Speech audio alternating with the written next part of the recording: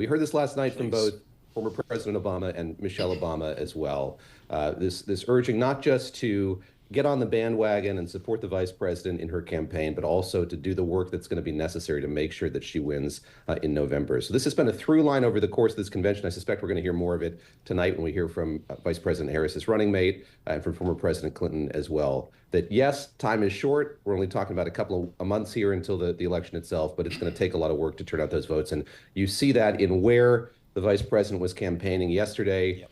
As the convention continued, she was in Wisconsin. Of course, that is something that is seared in the memory of many Democrats. They took a lot of flack back in 2016 because Hillary Clinton and the former First Lady didn't go to Wisconsin. So making a point of getting to that state and to others like it over the course of this campaign, Tom.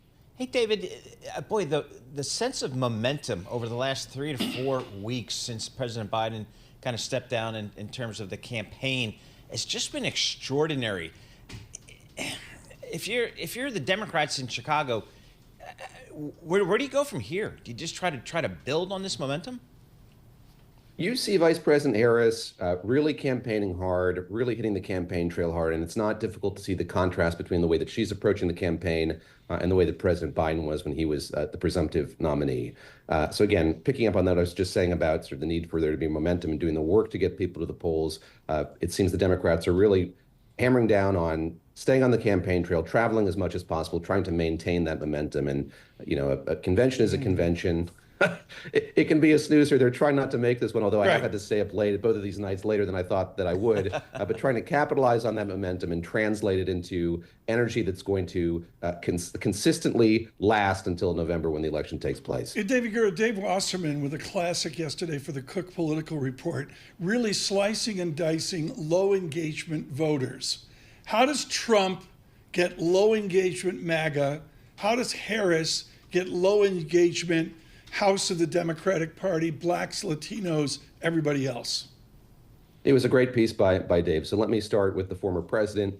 He's really trying to focus on the issues of crime and immigration. He's hoping that those are going to be salient with those voters who might be inclined to sit on the sidelines. But he's really counting on that kind of riled up base to get to the polls in November. You look at what the messaging has been here over the course of this convention in the last couple of weeks of this campaign on the Democratic side.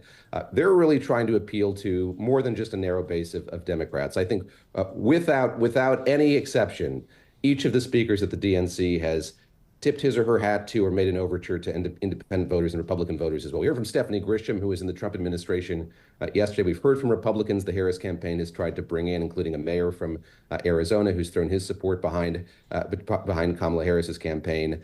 So really trying to present Kamala Harris as somebody who would be a president for all Americans and kind of hitting on, of course, what is historically and really the case in this country. The president doesn't just represent a party or a coalition of people. It's the entire country. That's the message they're trying to hit over the course of the week in Chicago.